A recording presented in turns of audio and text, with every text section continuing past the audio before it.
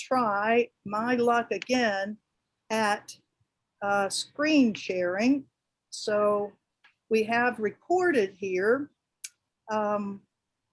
the fact that this is a book club sponsored by World Beyond War, and we thank them very much for initiating this idea of selecting books and then having the authors and people they write about here. And that's exactly what we're doing here in our book, Dissent: Voices of Conscience.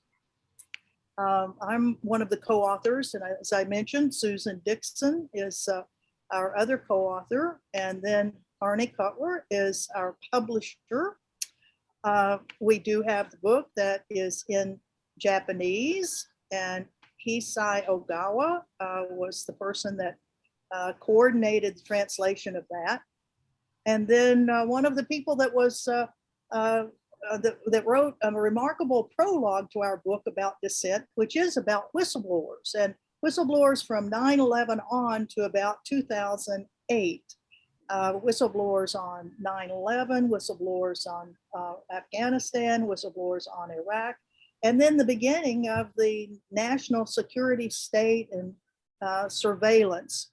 But it cut off in 2008. But later on, we plan to talk to others who did acts of conscience against that intelligence state. Today we're in session number 2, and we'll be having, let's see, Colleen Rowley, a whistleblower. I love this Time magazine cover of Colleen and 2 other women that were whistleblowers. And this was in 2002, I believe, Colleen, and we'll ask you to talk about that. And Jaslyn Radak, a Department of Justice whistleblower on the case of the American Taliban, Johnny Walker Lynn. So we'll talk directly with them. I've been in touch with Catherine Gunn from the UK, the whistleblower about the UK government and US government conspiring to tap in on the conversation of the UN. She's unable to join us. She's in Turkey with her family right now. And we'll also talk about Craig Murray, Ambassador Craig Murray, who was the ambassador in Uzbekistan and who just went to jail just this last week because of blogs that he had written, blogs about a trial of somebody else. And then he ends up going to jail for 8 months. Now, I'll just put this photograph up here too, because this is from the Veterans Intelligence Professionals for Sanity. You see Colleen Rowley and being hugged by Julian Assange. This is taken at the Ecuadorian embassy. Gosh, it must have been 10 years ago. We have a whistleblower,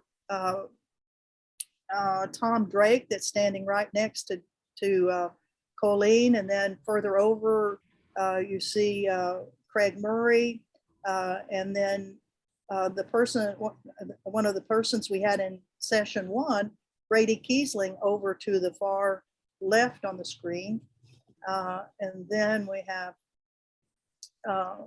others that including Ray McGovern, Elizabeth Murray, Annie Machon, and then that's me over in the corner. So these are some of the people that we have talked about in earlier sessions and will continue to talk about. But today we are so thrilled to have these people. And Susan, you want to give a kind of an overview of all the civilians in the UK and the US that have been whistleblowers? Absolutely. I feel like my thoughts are a little bit all over the place because there's so much information and so much to try to put together. I guess one of the things that stood out to me was in these 2 chapters, the information that was coming out with resignations, with people leaking information, with people speaking out in different ways, was basically how it shows an astounding, pretty much overall picture of deception and illegality that was occurring in the attempt to start the war in Iraq. And I guess I had several thoughts on it.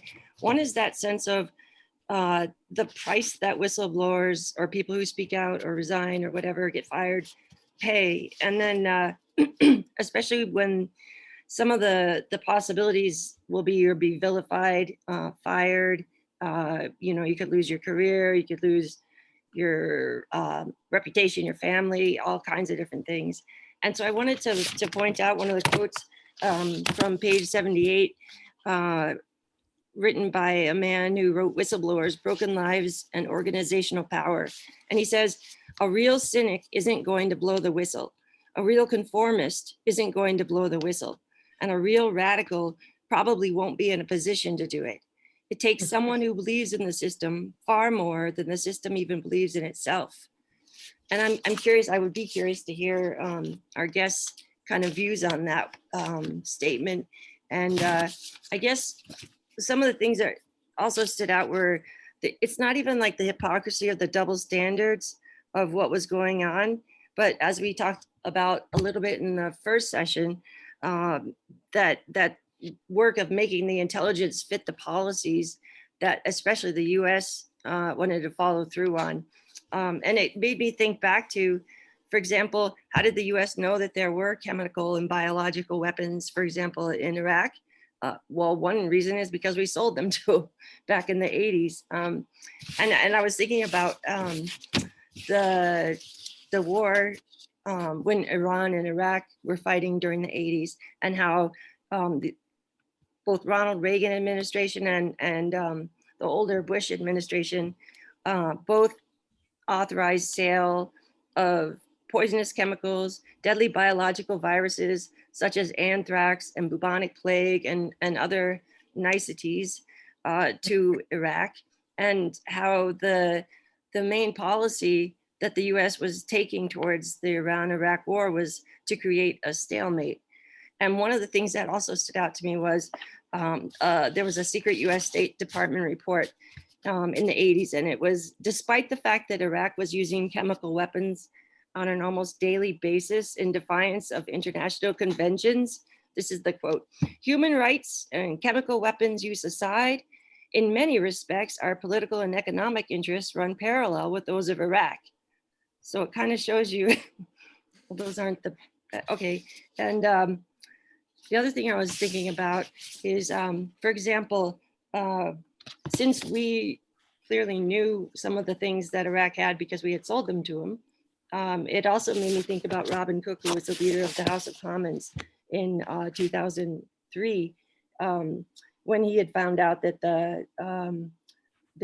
the Parliament hadn't actually received the real information, the legal advice from the UK Foreign Office.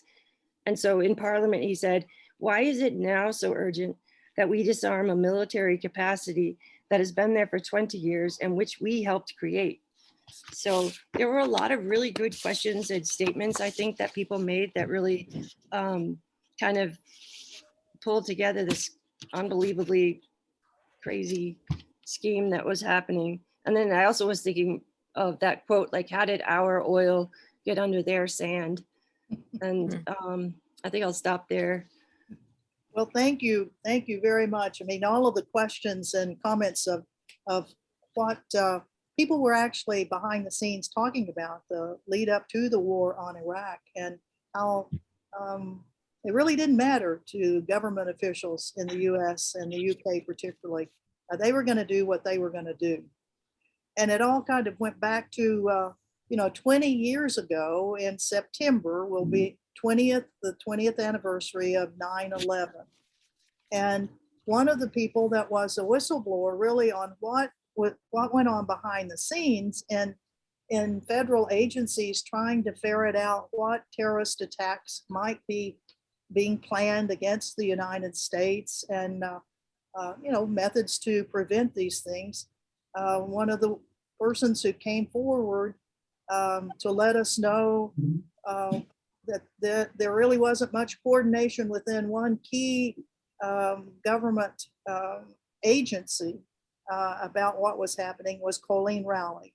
And Colleen, would you please give us a thumbnail of what all you did? We put your 13-page letter to the director of the FBI, Mueller, Mueller into the book, Dissent: Voices of Conscience. And I reread it last night and it was like, oh my God, you know, it's just right through the heart. Oh, Yeah, but and please, when- Colleen, go ahead. And when I wrote that in May of 2002, simply because I had been surprisingly asked to be debriefed by the inquiry, Joint Intelligence Committee inquiry.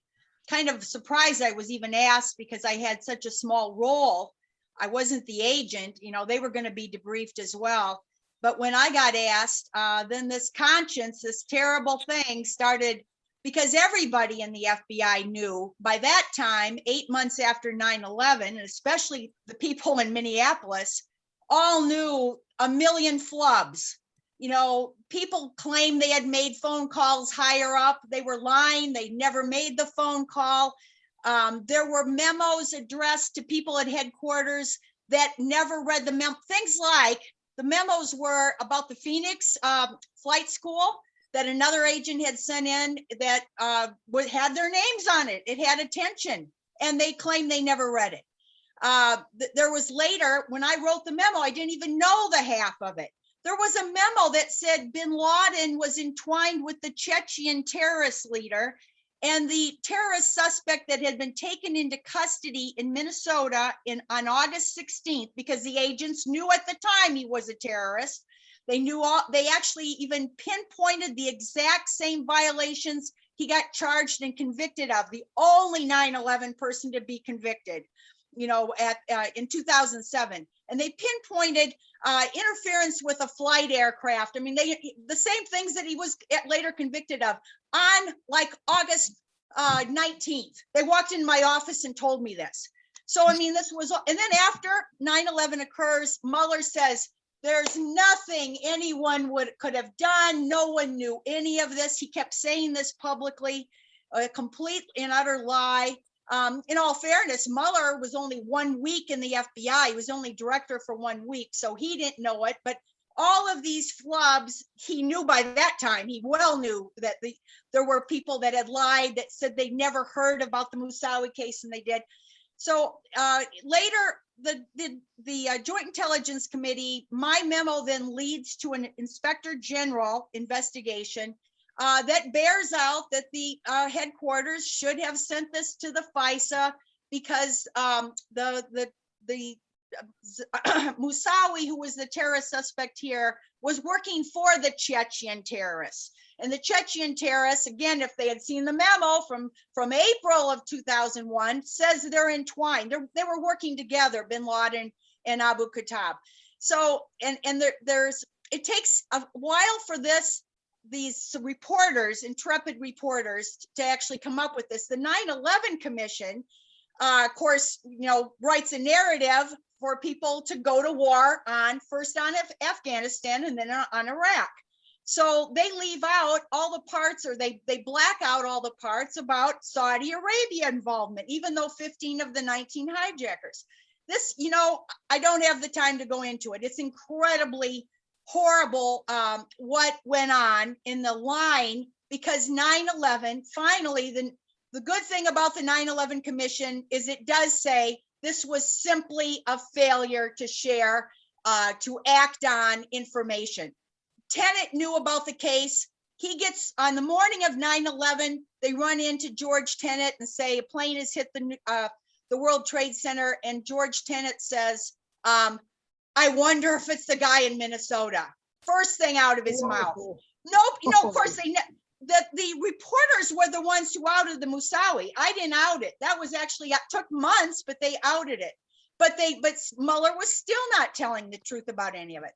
So, you know, I wrote this memo, and, you know, Susan, you're absolutely right. That quote is absolutely right. No one, I think, even including Ellsberg, all of the various whistleblowers I've met are kind of Dudley Do-Rights. A lot of them are even like inspector generals themselves, and they don't think that it can be this bad. I never believe that certainly even at the time that it would be this big a cover up, I could hardly believe it. And, you know, over time, you finally say, oh, wow, it is this bad, you know, as time goes on, but you don't at the time. And so that quote's very correct. Now, the worst thing for me, I got a couple more minutes, right? The Sure. worst Yep, you thing do. for me is I was one of the lucky ones, very lucky, didn't have to face, you know, 70 years in prison like Ellsberg or Daniel Hale, you know, facing 30 years, or Chelsea Manning or Assange. I was one of the few lucky ones. And I think that the cover of a magazine, in some ways, people say, okay, now you're protected. They can't fire you or whatever because you're on the cover.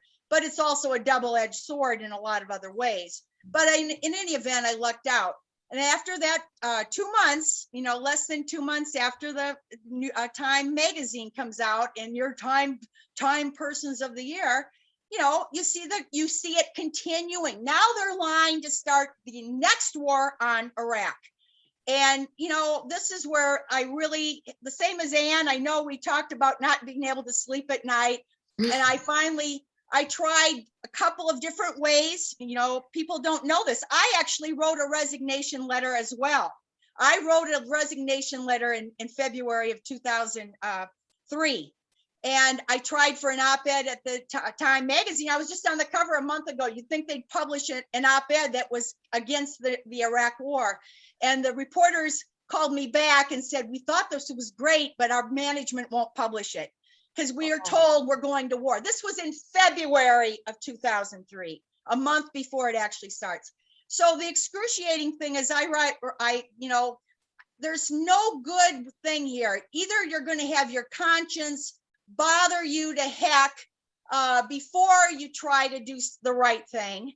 That's horrible. And then the other horrible part, which I see, is even if you do the right thing, now you're doomed. It's Cassandra. It's called Cassandra. Now you're doomed to watch what you warned about take place. And that's no picnic either. I think about James Hansen. James Hansen warned about climate change, and now he's forced to watch all these fires and these hurricanes and all this climate destruction, and he's been trying to warn people all this time. I mean, now, you know, with me, the Iraq war, of course, everything I warned about, I finally panicked in a way because they were already lining up to go into war. And I called up the New York Times in March. I sent it to the director, got no answer from the director. And then, you know, I panicked 2 weeks later, and I sent it to the New York Times. And so it was on the cover, the front page of the New York Times, about how dumb and bad the Iraq war would be. I was probably one of the very few hard print things that was against the Iraq war before it started. And of course, I turned out, again, you know, horrible. It turns out that I was right. So I'll end here, but you know, I just want to mention there's another book, this group, probably some of you have read it, The Fall by Camus. Who's read The Fall by Camus? That's the conscience thing. You know, again, you're either going to be plagued by not doing the right thing your whole life, or you're going to jump into a freezing river and not be able to swim yourself. You know, so it's like there's no good answer here, and we just have to muddle through, I think, and you know, and your conscience has to be your guide. Oh, thank you. Thank you very much, Pauline. Wow. Well, we will get back to Q&As after you and Jesslyn both have you know, spilled out your conscience to us. And I'm sure there are going to be a lot of questions on this. Susan, would you like to introduce Jesslyn? Absolutely. And I wanted to say to you both, I said this last week to the two guests we had, but it's amazing to actually see you, well, as in person as we can be, because as we wrote about this, it felt like I got to know the people in the book. And it's nice to actually see your faces and hear your voices.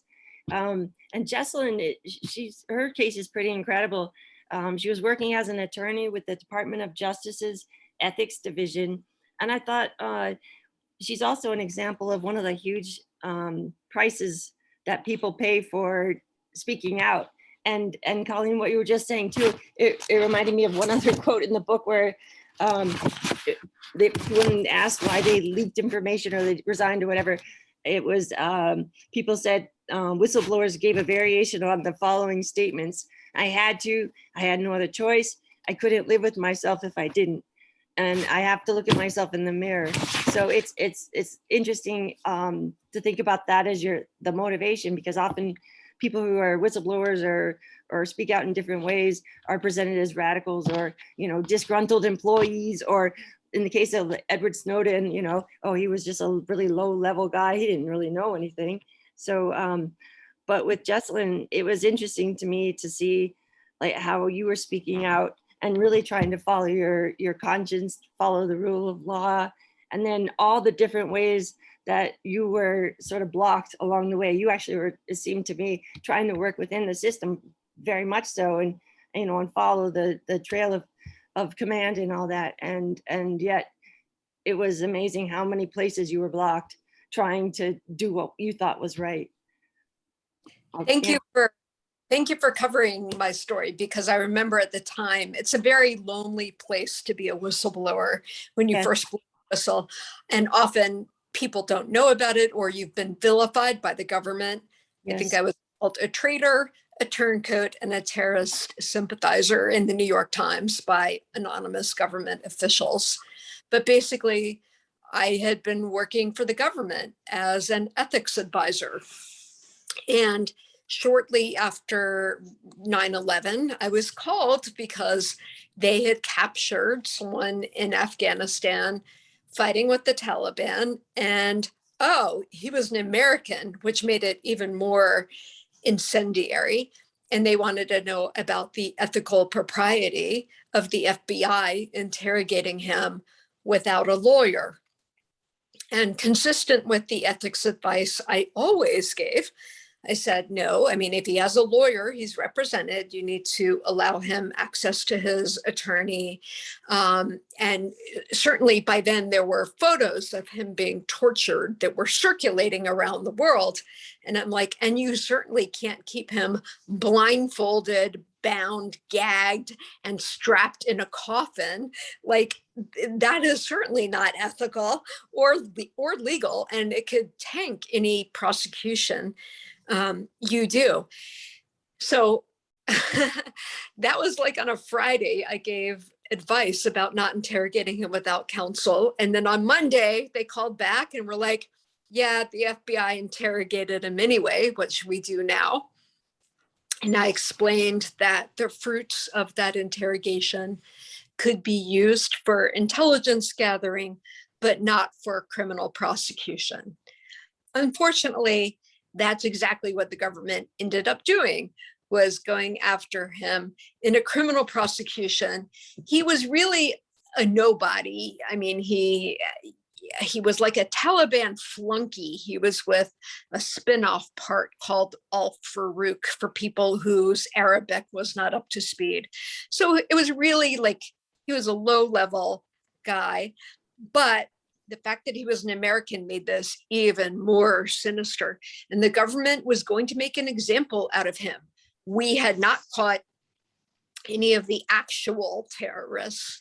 And so this guy, it was going to be the object lesson of how we were going to treat someone who was caught fighting with the terrorist. And the fact that they called him the American Taliban, and that basically all of our hurt and sorrow and fear and emotions. I mean, this was shortly after 9/11. So everyone is still very raw over what happened, but he was deliberately mistreated by our military in conditions that under Geneva Conventions and a number of treaties we've signed on to amount to torture. And the government, again, didn't care. They cared more about making an example. The Attorney General, similar to what other people described, was touting this as some kind of big victory, and that this guy was a high-level Al-Qaeda person and totally responsible for 9/11. And really, he was a mixed-up kid from California who had these grandiose visions of fighting for, for a religious cause, and didn't realize that 4 months earlier, the US, which used to support the Taliban, had changed its position and no longer supported the Taliban. And he didn't get the memo, but he became an object lesson. This guy is the worst of the bad, and we're going to prosecute him to the full extent of the law. He ended up pleading to 2 very minor infractions, but got a heavy 20-year penalty, and only recently was released from prison, scot-free, and living in California. So obviously not that much of a terrorist that, he's free right now, and apparently a very religious man. But the level of cover-up that I saw in terms of my advice being buried, the Attorney General lying about the basic facts of the case, lying about what the government knew, and lying about what the government did was almost unthinkable. I don't want to say I was a flag-waving true believer government, but I planned on making a career out of it. And I certainly didn't think that we would be cheating and cutting corners, much less engaged in and orchestrating and rubber stamping and validating and justifying illegal, immoral, and unethical conduct like torture. But then, I ended up resigning in protest, and I ended up going to the media with information that had been withheld from the court in the prosecution of this American Taliban. And I thought I was just kind of correcting a wrong, because this information had been withheld and in fact had disappeared from the files. So I thought I was correcting the record, but it ended up unleashing the full force of the entire executive branch against me. I ended up being placed under a criminal investigation, though I was never told for what. The government referred me to the state bars, in which I'm licensed as an attorney. It put me on the no-fly list. It told my private employer that I was a criminal, though I had never been charged or convicted in my life ever with anything. And this just occupied years and years and years of my life. The retaliation did. It's a huge impediment not to be able to work. It's a huge impediment. They go after your bar license, so you're fighting for that. Again, the government failed in all of these retaliatory actions, but I had 3 lawyers defending me on these different fronts: criminal lawyer, my employment lawyer, my constitutional lawyer. I mean, no federal employee should have to lawyer up because they told the truth and were doing their jobs. I was doing my job. I was an ethics attorney for the Department of Justice, and I didn't realize that after 9/11, suddenly the normal rules were off the table, and my classmate John Yoo was sitting in the Office of Legal Counsel writing torture memos about how you can actually torture people, which were flimsy, legally flawed, ridiculous. But Bybee is now a judge, one of the authors, and John Yoo is a tenured professor at Berkeley. So I feel like the people in the government that went along with the post 9/11 schemes ended up getting promoted and ended up occupying very high levels, like Michael Chertoff, who had been involved in this also, Michael Hayden, who had also been involved in this. All of these people have had stellar government careers, but the bureaucrats who've blown the whistle on some of America's darkest sins, like torture, warrantless wiretapping, black sites, Guantanamo, people who've blown the whistle on those kinds of things end up being smeared, vilified. At best, they are professionally ostracized and ruined. And at worst, unfortunately, So after my time, the government perfected its game of retaliation. So now it just charges people under the Espionage Act, which is a very draconian law that has been used against whistleblowers. But after I went through my ordeal, I decided to dedicate the rest of my life to representing whistleblowers because I knew how steep the deck was stacked against them. And I knew the lengths the government would go to hide the truth. And I didn't think back then, while they were like, oh, you're a criminal, they could never come up with a crime that I committed. There's not a crime called leaking. But then during the course of representing national security whistleblowers, they started using the Espionage Act. And that just totally took it to an unfathomable level, because you had this antiquated law from 1917 that was written before we even had the word classification in the 1950s, that was now being used against people who were classic whistleblowers. I mean, against Tom Drake and a version of it against Chelsea Manning, and then a whole litany, Jeff Sterling and Ed Snowden and Reality Winner and Daniel Hale. And I mean, it's just John Kiriakou. All of those started out as Espionage Act prosecutions. And I can't even believe it's still on the books, but I mean, it's a law. You have no criminal defense that you can raise. Your intent does not matter. It doesn't matter if you disclose something to the media to reveal fraud, waste, abuse, or illegality. It doesn't matter if you were if you were revealing documents, selling them, or revealing them for fame or profit or revenge, or just because you thought the public had a right to know what the government was doing at taxpayer expense in our names and hiding from the public because it was illegal. So I think some of the biggest whistleblowers that we have seen, at least some of the most visible ones, have been the ones who blew the whistle on some of the most controversial American conduct that we have seen this century, and have paid huge prices for it. A number of these people, like I had been, when I blew the whistle, are in their 20s, young men and women of conscience, the kind of people you want in the government.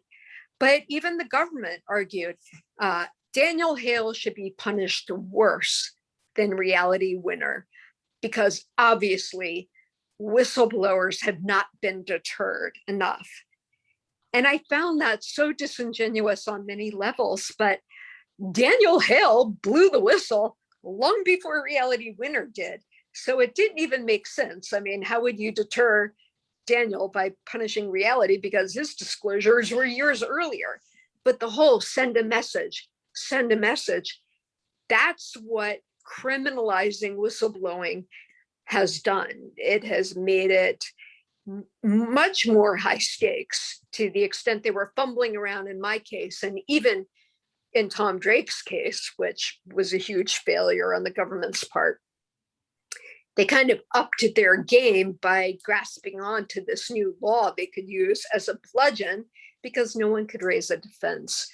So that's how I kind of ended up not only defending whistleblowers, but whistleblowers in the particular space of national security, because of the huge expansion of the national security state and the expansion of executive authority after 9/11. I was hoping the pendulum would swing back and kind of normalize, but instead it's just stayed on the expanded government side. So I'll stop there. I've probably said too much.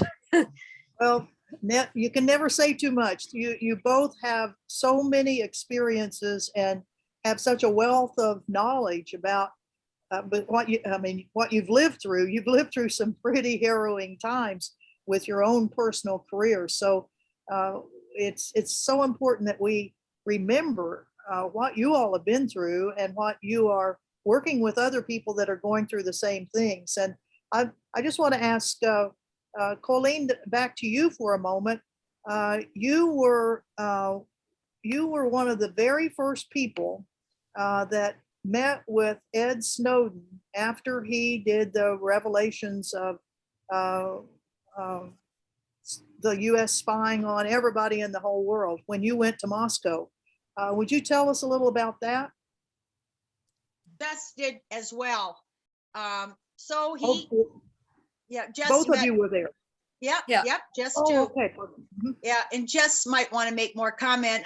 I kind of wanted to just make a mention of Catherine Gunn, who was very similar at the very same time. And then this idea that the secrecy, this is kind of a government message, propaganda, whatever you want to call it, that secrecy, if you, the government secrets are protecting us. And it's just the opposite. This excessive secrecy is protecting illegal actions. And of course, if a government is committing illegal actions, its citizens are in more harm and danger from their own government committing illegal acts. And you hardly, people do not figure this out. I hate to say it, that they think secrecy is a protective thing for themselves. No, there's a handful of officials who are doing, like John Yoo, writing torture memos, Rumsfeld disseminating them, Hayden ordering massive surveillance. They're all doing illegal things. And I would even go back to both Afghanistan and Iraq are very similar, because the United States is using proxies in a geostrategic fashion, obviously using Saddam and Iraq, to be a stalemate, to take out both of those countries so they are not powerful. And in Afghanistan, our proxies were bin Laden and the Taliban. And so when bin Laden decides that doesn't want to be a part of this anymore for a lot of reasons, and some Saudis as well, they decide, we're going to take down the United States. They can't say, our government can't say, well, he was our informant, as the Chechen leader was when we were fighting. So our geostrategic goals of the United States, trying to get this control over the rest of the world, are conflicting with what they're telling people, or there's always going to be a big inherent conflict. And then there has to be secrecy. You can't, maybe over time you can tell this. So I just wanted to comment about this. Catherine Gunn, of course, when she finally decides that she has to leak the fact that the United States and the UK were going to illegally surveil the United Nations National Security Council members, and she eventually gets caught. By the way, this movie, what's the name of the movie, Anne? Official Secrets. Oh, wow, there we go. Official Secrets. Official Secrets. I saw that movie 4 times, for the whole thing, for different reasons, but I saw the whole thing 4 times. Excellent film if you have not seen that movie. And it really shows this level of how following your conscience. And in fact, when she got caught, she said, I only ever followed my conscience. And so it's a great movie. Right after I saw it the first time, I quickly emailed her or messaged her, and I said, is every bit of that film true? Because most films, they tend to dramatize. The tobacco whistleblower, Jeffrey Wigand, that movie is a good movie, but it does dramatize some things, exaggerates a little. Actually, Official Secrets, besides the fact that it has a great actress in there portraying Catherine, she told me exactly true. I thought it was questionable that the 2 attorneys, the prosecutor and the defense attorney, were actually friends and knew each other. And she said even that was true. So, I mean, it's a really good movie that really shows this exercise of conscience. And she was, again, Catherine was one of the lucky ones. And again, because they were going to reveal that there was a legal advice memo that said, starting war in Iraq without the Security Council's approval, totally illegal. And so that is the only thing that protected her. And she, to this day, is not serving with Daniel Hale and Kiriakou and banished like Snowden. That's the reason that she, was able to escape that official secrets, which, by the way, is our Espionage Act is modeled after the official secrets. So these government things. Also, I'll shut up after this. People don't realize they were to protect war. Wilson, it wasn't to go after spies. In 1917, he was reneging on all of the people who voted for him that said he would keep the United States out of war. He was reneging on this, and he knew there would be a lot of heartburn. So he tried to get that 1917 thing passed as a sedition act to keep people from grumbling and complaining about, and telling how wrong it was to go to war. And of course, now it's come full circle, and they used it that way against Debs back then a few times, more than a few times, and now they're using it again. And it's very much a way to protect war crimes and war secrets. Hey, Indeed. Colleen, I just had a question. He used it against Eugene Debs, if I remember, during World War I, which was just deplorable. Yes, Yes, right. that's what I just tried to say. World War I, Woodrow Wilson, 1917, he tries to pass that Espionage Act as a combination sedition espionage. He narrowly failed, but then they said, okay, we can still do it. And they used the Espionage Act. They even prosecuted people who were distributing Bible verses so that people wouldn't join the military. They even put them in prison. I mean, so it's come full circle, and they're using it in the same way again. Can I ask a question and make a comment? Sure, yeah. Okay. So my first comment is, yes, I was, after our meeting last time, I went and watched that movie, and it was so powerful, and I was so struck by the fact that I'm a moviegoer and didn't really know about that movie, and have been telling all my friends about it. It's a mind blower, and so that's a comment. And this second question that now comes up, listening to all of this, is: do you think this is being taped by someone? Well, Sure. we're taping it. No, really. I mean, do you think, you have a book that comes out that's called Dissenters, and do you think you're being tracked, and then thus people who are on these calls are being watched? Do you think that it goes to that level? Well, I wouldn't doubt it at all. I think if you have your cell phone on anytime, of course you're being tracked. We're being tracked in so many different ways. And when you put things like whistleblower, dissent, conscience up there, I would say the NSA, those are some of the target words that this army of young communications people that we have who do nothing but listen in, like Catherine Gunn did. That was exactly what she was, a listener. And that's what Ed Snowden at various times, I think, I don't know if he was a listener, but he certainly was an analyst of all of the things that were being listened to. And then, okay, who else has a question?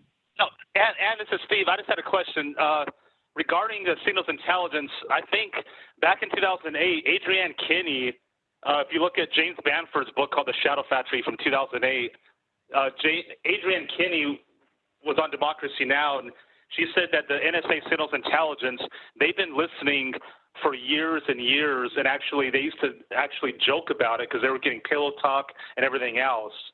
So this has been going on for a while, and I wouldn't be surprised if, according to James Banford, he's an expert on the NSA, I wouldn't be surprised if it's still going on. That's what he says. Yeah.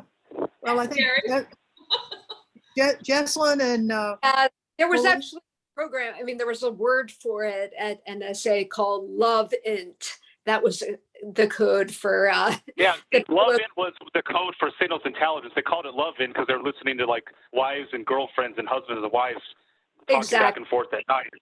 Exactly. And basically, at a certain point, because our communication mechanisms have changed so much over the last 2 decades. I mean, who has a landline anymore? I think they went from active listening. I think hopefully they're only doing that if people are actually a criminal target, or they have a T3 or a warrant. But obviously there have been criminal cases where it's come up where, how did the government get this information if they didn't have a search warrant?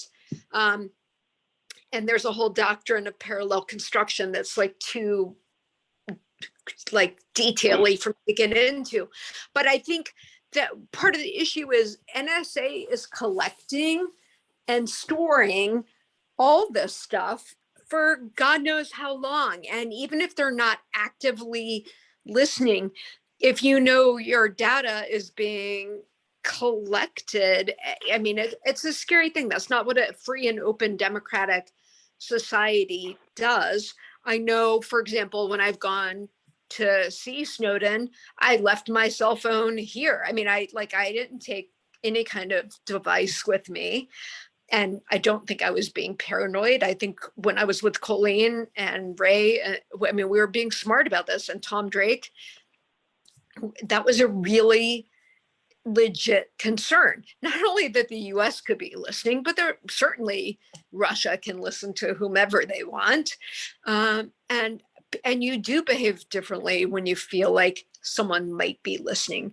I think surveillance, unfortunately, has become incredibly normalized. How many of you voluntarily have like a little Amazon, camera at your doorbell? How many of you have Siri? How many of you have Alexa?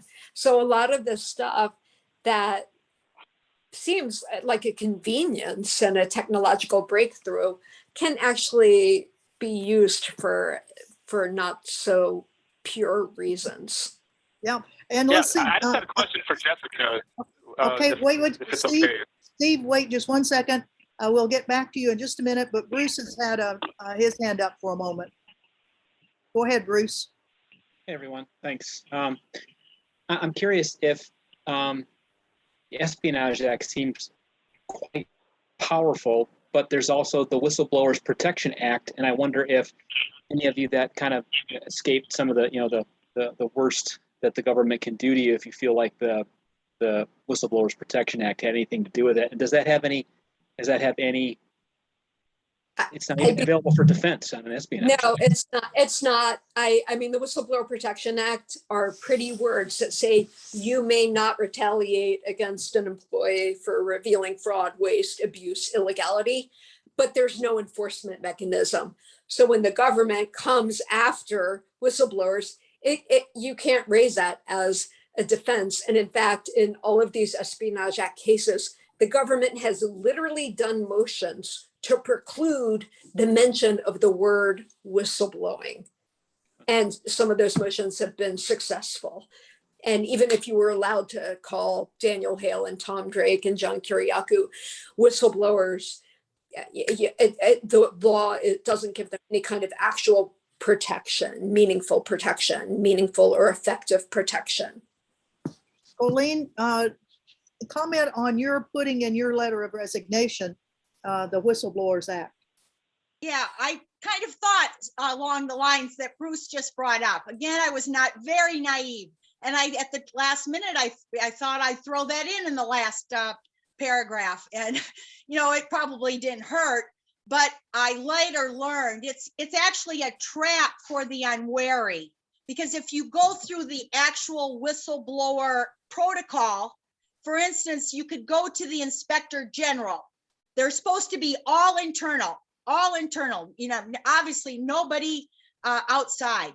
And if you do that, a lot of Inspector Generals, some of them at least, are very cozy with the administration. So they immediately tell everybody in the agency. That's happened a ton. And now you are retaliated against.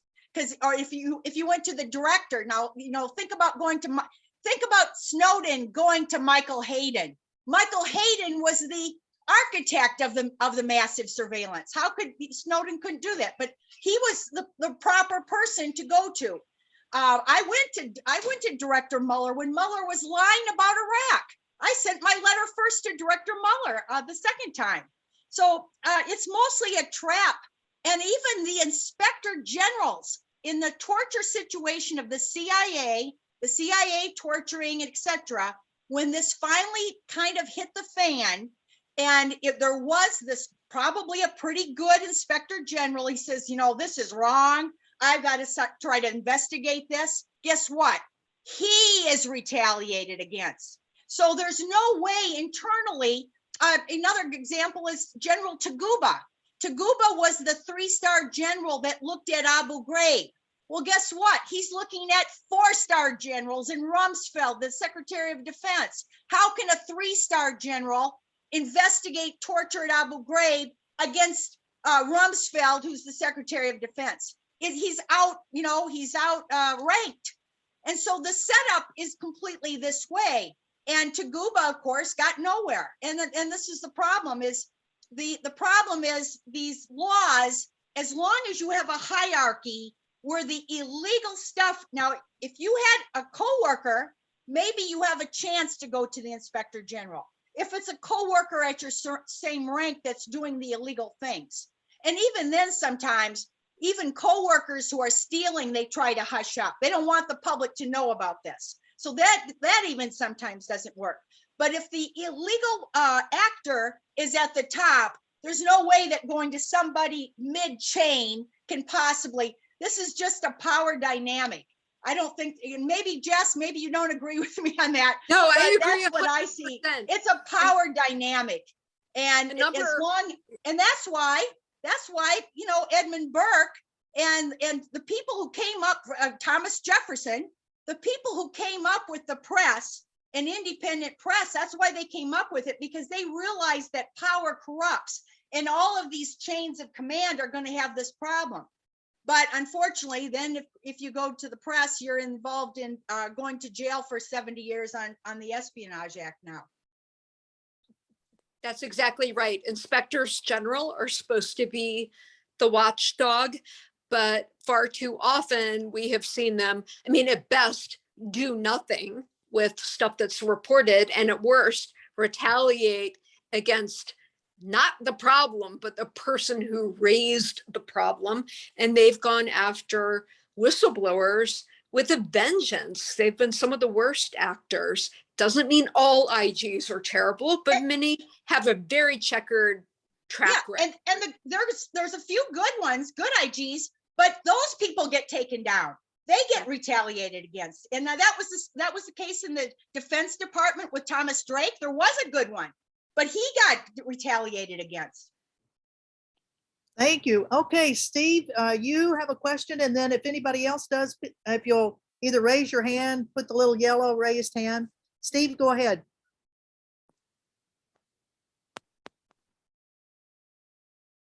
Oh, Steve. Well, he may have dropped off. One other person that we wanted Sorry about to. that, here. Okay, go ahead, Sorry. Steve. Uh-huh.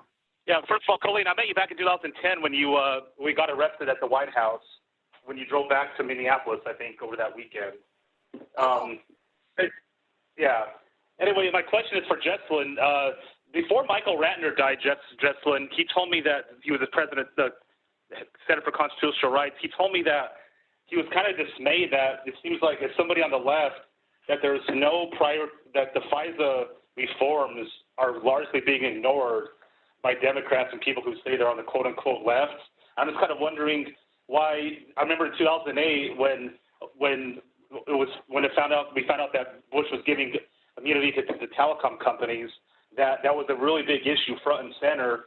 You know, wireless wire, like FISA reforms, wireless wiretapping, the telecom immunity. Now it seems like after the Horowitz report against the FISA abuses with like Carter Page and whatnot, it seems like people, part of my language, really don't give a damn about this anymore. It seems like it's dropped off, and we lost Ratner in 2016. But I mean, you're the one person that I learned a lot of this stuff about going back for the last 10, 11 years. And I'm just kind of wondering why do you think people like this issue is just pretty much like not even on the table anymore?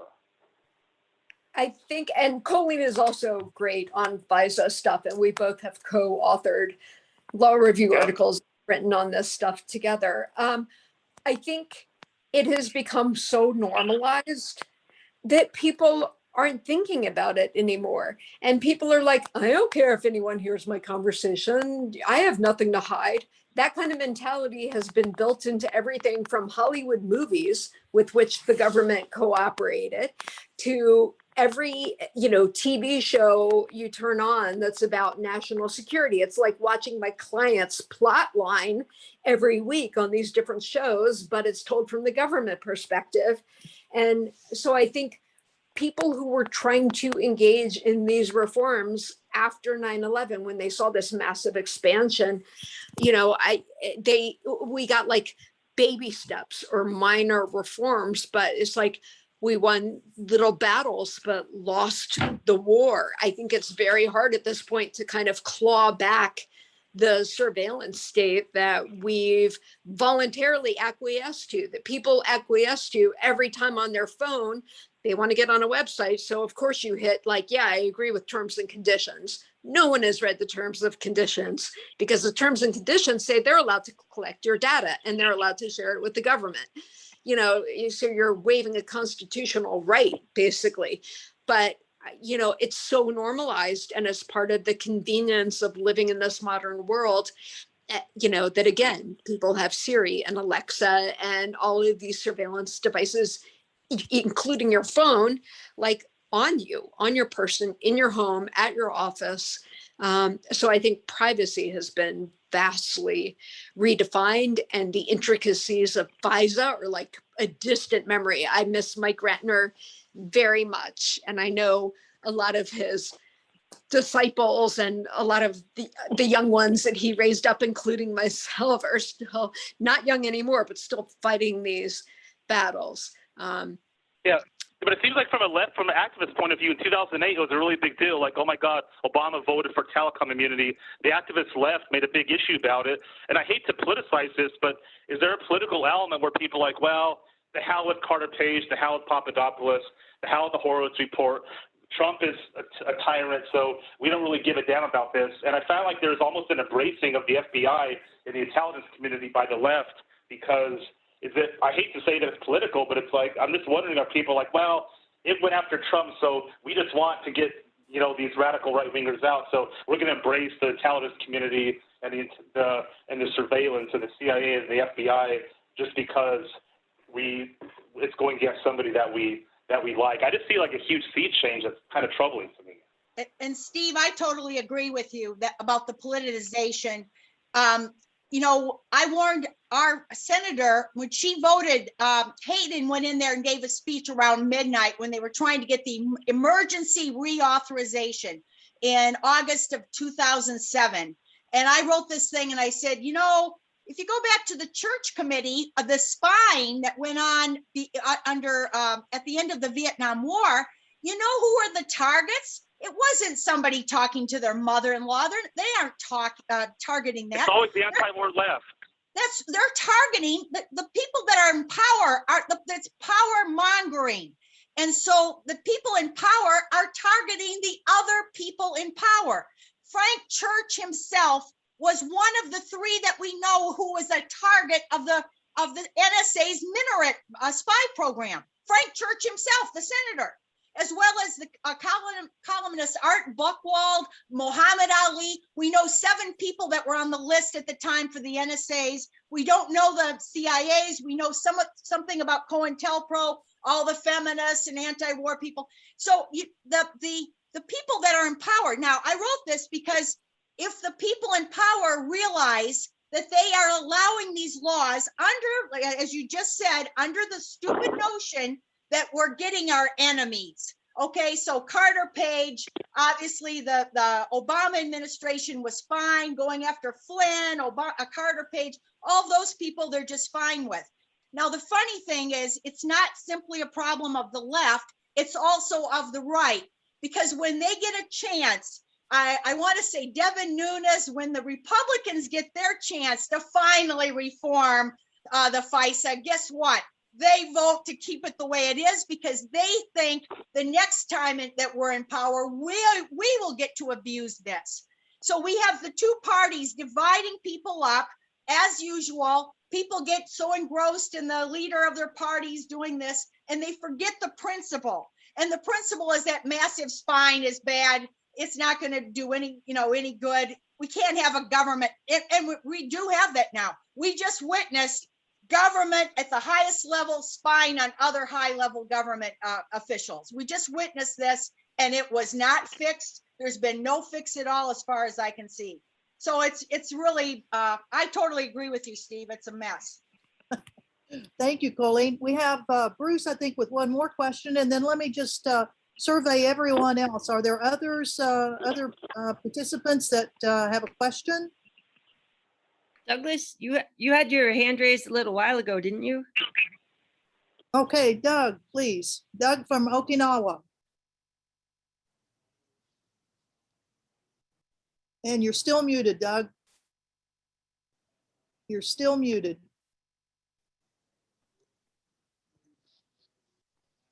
Hear you. How about now? Okay, you're good now. Okay, this is about the comment that the biggest liars are at the top. I have a question about the debate on the weapons of mass destruction. It seems to me that it always gets framed in a deceptive way. It's as if Iraq had weapons of mass destruction, it's okay to invade, but if they don't have them, then you don't invade. From the standpoint of the military, I think it's the other way around. If you know that the enemy has got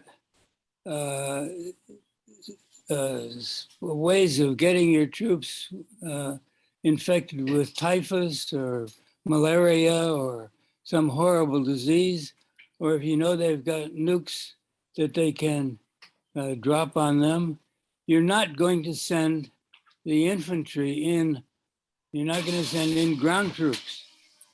It seems to me that what really happened was Hans Blix assured, I don't think he knew he was being used this way, assured England, Great Britain and the US that there were no weapons of mass destruction, and that meant that it was safe to invade. Does that make sense? It seems to me that there was an unconscious relief when they found that there were no serious weapons of mass destruction. And when they knew that, then they knew they could invade safely. Well, I'll Doesn't that take make that. sense? Well, I guess maybe on one level, but the rationale that was being given was it's weapons of mass destruction that we, the whole world, have to be concerned about because the next thing that can happen would be a mushroom cloud. It wasn't that they were outright saying we need to invade for regime change, because that was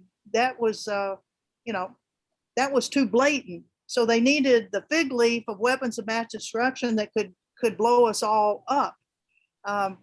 The fact that Rumsfeld sent in a very low number of people for it, maybe in the background, that was why he decided to do it that way, that he was saying, well, there aren't any weapons of mass destruction, so we don't have to send a lot of people in. But I think the whole point was they were using this whole issue of weapons of mass destruction for the whole world to say, of course, we've got to take out Saddam Hussein, just like the weapons of mass destruction, the nuclear weapons that North Korea has. I mean, that's why, something has to be done there, and preemptively something needs to be done for Iran. In the case of North Korea, the fact that we know they have weapons of mass destruction is why North Korea is not being invaded. Mm-hmm. Yeah, you're exactly right. And that's what they keep, and that's what they understand, and that's what they keep repeating. In the case of Iraq, they didn't have them, and they got invaded. I'm And not they got invaded. Yep. promoting. That's- And that's why we didn't bomb Deterrence. Libya until they gave it up too. Same thing. Mhm. You know, Obama bombs Libya after Gaddafi gives up his weapons, and it's the same thing happening. Yeah, thank you, thank you.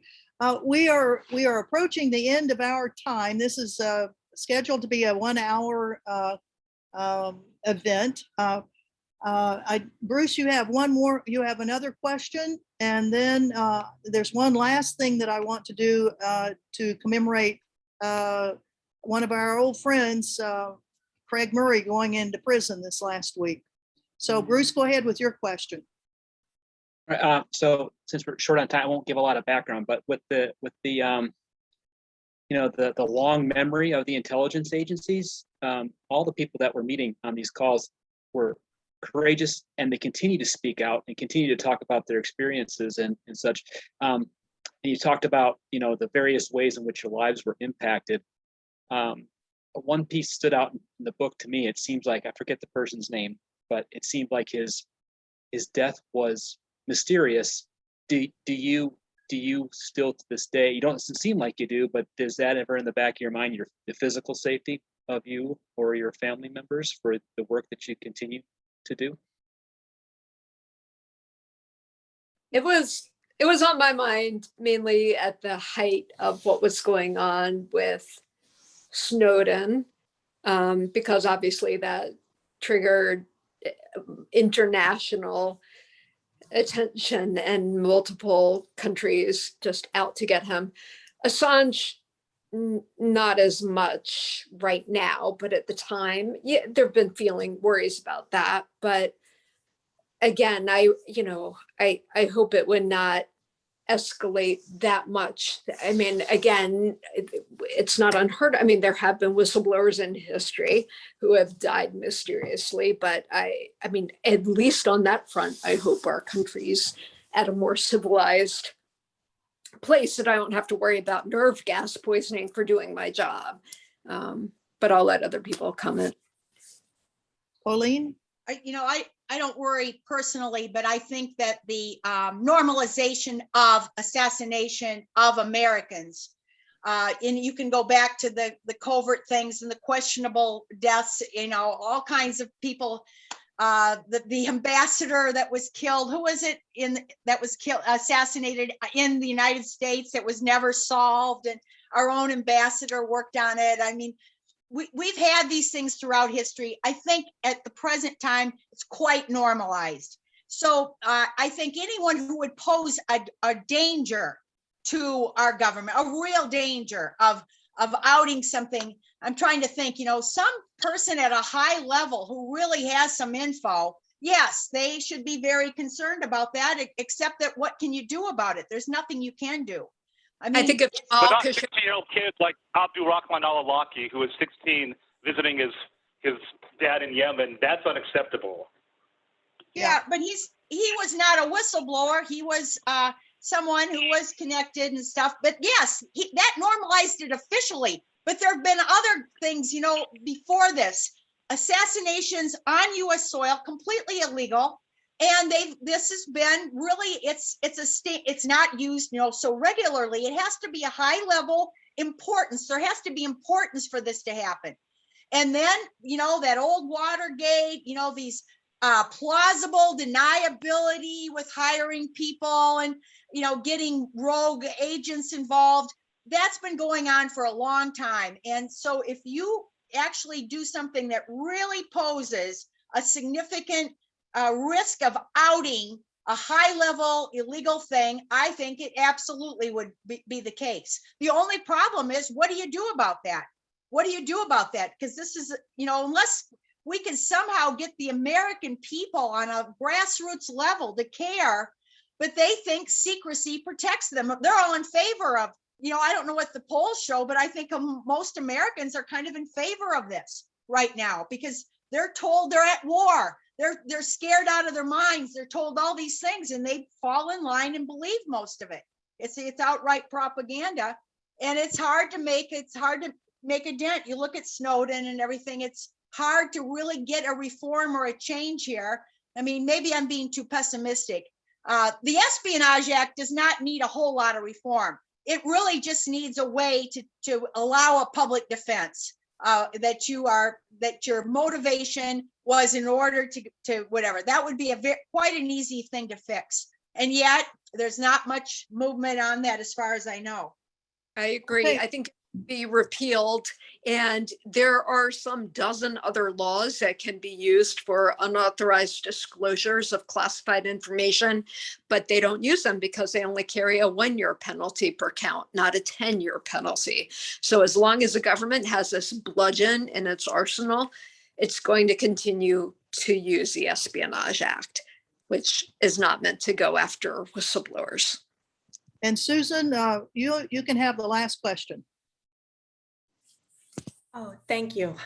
Well, it's kind of along these lines, and I'm probably the newest person here to this topic, kind of a relatively new student of this dark chapter in our history. But my question kind of has to do with, to Jesslyn, and I have so much respect for all of you who resigned out of conscience for these, for the complicity in these lies at this time.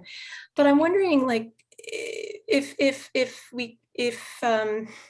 the Whistleblower Protection Act has no effect or no weight in the defense of those who've been convicted along the lines of the Espionage Act, has there been any prosecution that's gone forward of anyone, whether in the cabinet, in the FBI?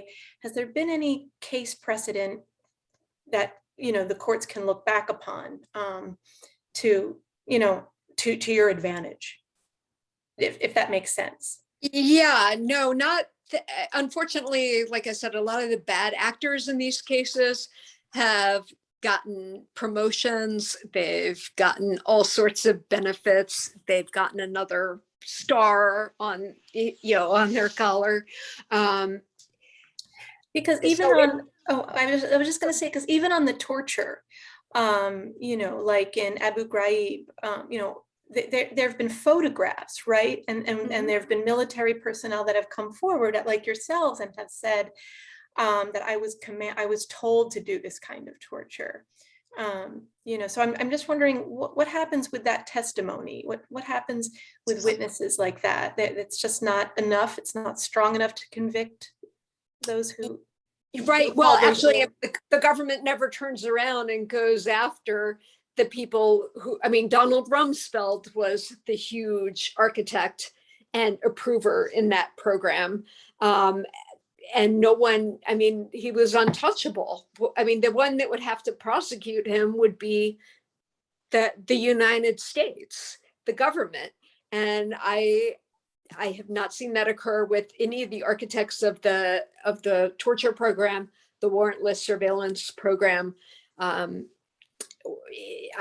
see the whistleblowers get prosecuted, but I've never seen the bad actors get prosecuted, and they wouldn't. I think even if they did, they would have some kind of sovereign, they'd have either absolute or qualified immunity, unless they did something so outside the scope of their employment that the government wouldn't stand behind them. So tragically, the moral of the story is be a senior government official and you can be the biggest criminal you want to be. Because Or maybe there should be a push that we finally ratify the Rome Statute for the ICC, which we have not signed. Yeah, and when the ICC does try to initiate an investigation of war crimes in Afghanistan, we go after the ICC. Exactly. So this is the thing. It's a power dynamic. We all kind of have naive ideas about justice and the court system and stuff, but when you have the person at the top, I will just give one example of some accountability, although it came way too late. J. Edgar Hoover, for 47 years of doing all these illegal things, going after even other senators, presidents, everything, there's accountability. The church committee, because his second guy becomes the witness, of course, he's long dead. He's dead for 4 or 5 years before this happens. But very few people now at least know J. Edgar Hoover did some illegal things, and he's not considered an icon, a great pillar of, he's not considered that generally. Hayden is, you know, all of the torture memo people are. I mean, they're still up there on the pedestals. Robert Mueller, I wrote this about Robert Mueller and George Tenet and all of them, even Rumsfeld, all the people, there's still people that look up to them as heroes to this day, because there's never even been enough information that's come out. Thank you very much. I'm going to do a closing in just a few minutes to thank everyone. But before I do, I want to show you something from our dear friend Craig Murray, the former UK ambassador to Uzbekistan, who blew the whistle on Uzbek government torture of dissidents there, and the US government turning a blind eye because the US wanted the K2 air base in order to do all of its stuff in Afghanistan. So this is Craig. First, we're going to see a quick view of the protests that have been going on in Scotland, because Craig, who has been a great blogger and has lifted up the voices of lots of whistleblowers, and particularly of Julian Assange. He has been to every one of the hearings that the UK government has had for Julian Assange. And then he took up the case of a friend who was accused of sexual assault. Craig said, I don't believe it was true. And he did blogging. Well, it turned out that the courts acquitted the person of the allegations, but Craig has now been put in jail for 8 months because his blog, who never mentioned any of the accusers, was used in a novel, a legal term, I've never heard it, triangulation, that you don't have to say a person's name, but because you've given a little bit of information here and somebody else has given that information and this information, they can figure out who the accuser was. So the accused was acquitted by the court, and Craig, who was one of the bloggers, has now gone into jail for 8 months. So here's.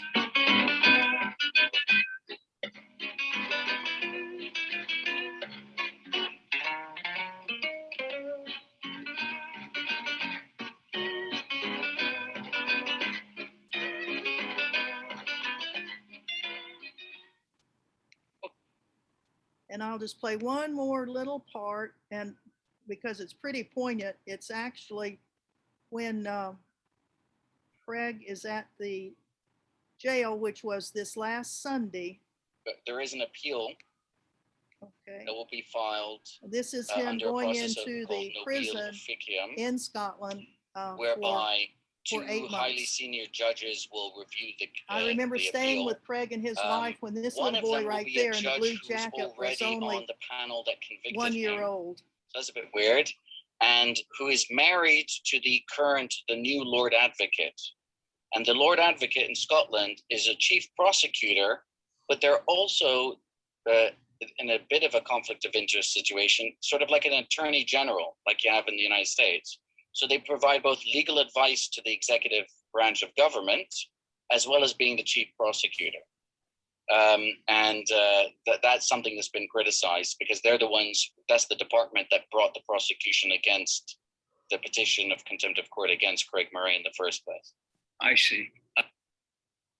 So that is dear Craig, as he was went into jail in Scotland this last Sunday. So, you know, you never can tell when the government's going to go after you for something. And it wasn't really the blogging, I don't think, of what was happening in Scotland. It was Craig's relentless reporting on the horrific imprisonment of Julian Assange to this day. So with that, Colleen, do you think the Steele dossier might have something to do with Craig Murray being targeted? Because he was relentless in exposing the flaws in the Steele dossier back in 2016. Oh yeah, that's a very good point. Yes, Craig has been a relentless investigative person, and has used his background from the UK diplomatic corps and his contacts to follow a lot of things that were happening around the world. So yeah, they've gone after him and they've gotten him. So we thank our guests today, Colleen and Jesslyn, very, very much for your being with us today. When Susan and I were putting together the book, your two stories were, two of the ones that we wanted in there. And having known both of you personally before, I admire you both so very much. So it's with great pleasure that we come to an end, or maybe displeasure of coming to an end of session 2 of our book club. But we do want to mention that our next session 3, will be a week from today on Tuesday. And we'll be having some of the military resistors to the war on Iraq, and also we hope to have some of the people who actually we're talking about torture and Abu Ghraib and Guantanamo.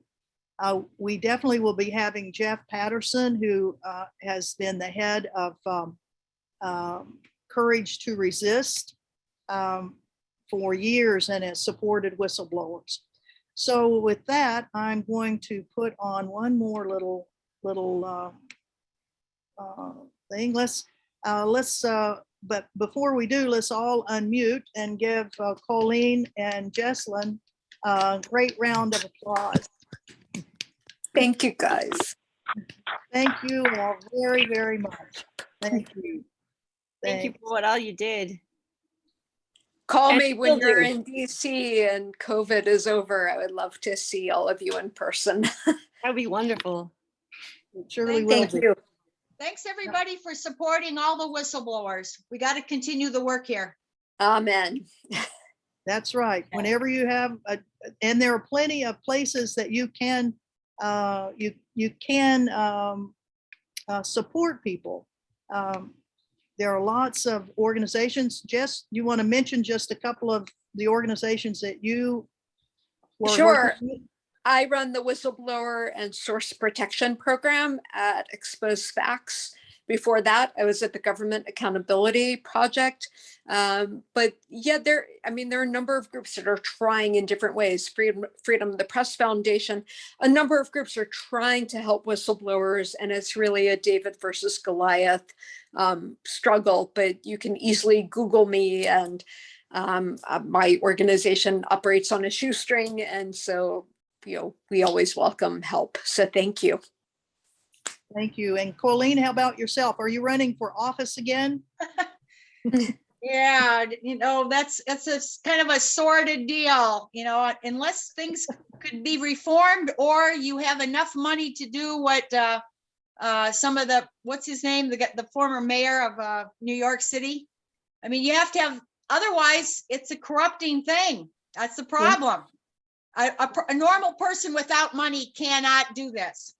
You've got to have your own money, millions and millions and billions of dollars, like what's his name? And even he was so bad, even his billions didn't buy him. Well, again, we want to thank everyone for your great work, your acts of conscience. And we thank everyone who's been a participant in this for their reading of the book and learning more about all the people that have chosen to challenge our government and tragically many of the lies that it tells and the untruths and the criminal background, criminal acts that are being committed by these government officials. So it's with that we thank you all so very, very much. And we'll see you next Tuesday, same time, same station. Thank Thanks, you. Thank you. Thank you. Bye. Thank you, everyone. Thank Bye-bye. you. Thank you very much. Thank you. Bye. Bye-bye. Great, thank you. Bye. Thank you. Take care. Thanks for everybody from Japan coming in. Thank you. Early morning. Have a nice breakfast.